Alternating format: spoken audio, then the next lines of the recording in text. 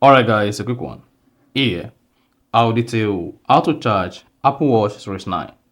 So if you have the Apple Watch Series 9, either 41mm or 45mm, cellular with GPS or GPS only, then here's a video for you. So if at the end of this you found this often informative, please don't forget to like and then subscribe.